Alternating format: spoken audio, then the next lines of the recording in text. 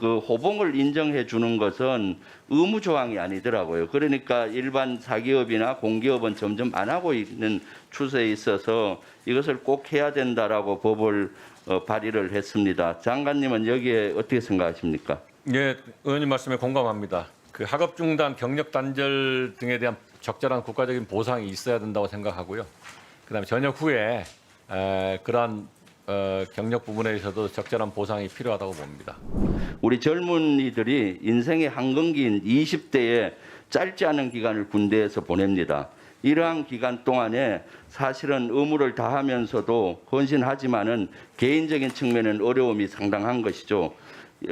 특히 장병들은 복무 기간 동안에 학업 중단이라든가 경력 단절로 인해서 많은 기회와 시간을 잃고 또 기회 비용이 많이 클 수밖에 없죠.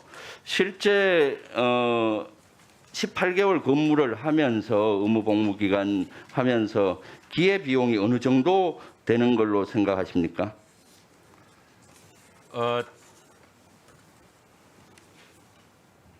연간 한 4천여만 원 정도. 예, 지금 아마 훨씬 더 넘을 겁니다. 이 자료는 16년도 자료에 의하면은 21개월 기준으로 했을 때 한 4천만 원 예.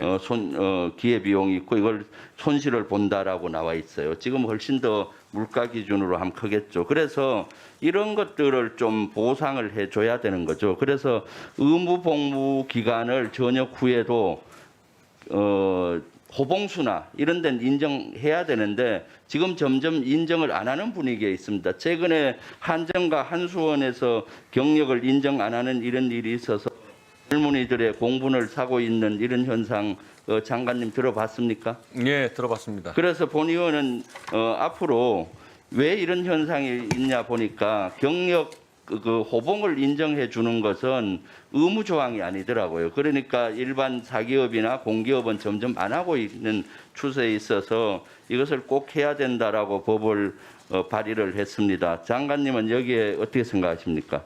예, 의원님 말씀에 공감합니다. 그 학업 중단, 경력 단절 등에 대한 적절한 국가적인 보상이 있어야 된다고 생각하고요. 그다음에 전역 후에 그러한 경력 부분에 있어서도 적절한 보상이 필요하다고 봅니다.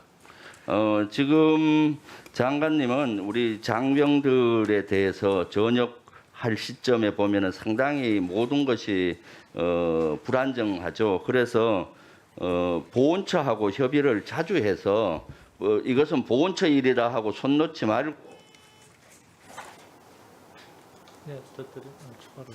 의무 복무를 하고 있는 우리 장병들은 그만큼 국가에 대해서 헌신하고 희생했기 때문에 그만큼 손해를 많이 보고 있죠. 또 나중에 이제 취업할 때도 보면은 한 군에 안 갔다 온 인원에 비해서 2, 3년 늦게 출발을 하게 되는 거예요. 그래서 어떤 통계 자료를 보니까 거기에 따른 경제적인 손실도 아주 크고 이런 문제가 많거든요. 그래서 국가보훈처와 잘 협의를 해서 이런 것들을 근본적으로 이제는 좀 해결을 해야 된다라고 생각하는데 장관님 어떻게 생각하십니까? 예, 의원님 발의하신 내용에 대해서 잘 알고 있고 또 그 이제 승진에 대한 것도 또 이제 사회적 공감대 형성 이런 것 부분들을 포함해서 그 의원님 발의하신 그 내용에 대해서 조금 공감 형성해 나가도록 그렇게 하겠습니다. 이거는 젠더 문제가 아닙니다. 이거는 18개월 동안 헌신한 것 거기에 따른 피해를 많이 보기 때문에 최소한 그 정도는 고공에서 불이익을 줘서는 안 되는 문제죠. 그래서 이런 것들은 국방부가 좀 직접 나서서 현역 복무하고 있는 장병들이 복무 기간에도 그렇고 복무 후에까지 조금 책임을 져주는 이런 국방부가 됐으면 하는데 앞으로 그렇게 하시겠습니까? 예, 그렇게 하겠습니다. 예, 감사합니다.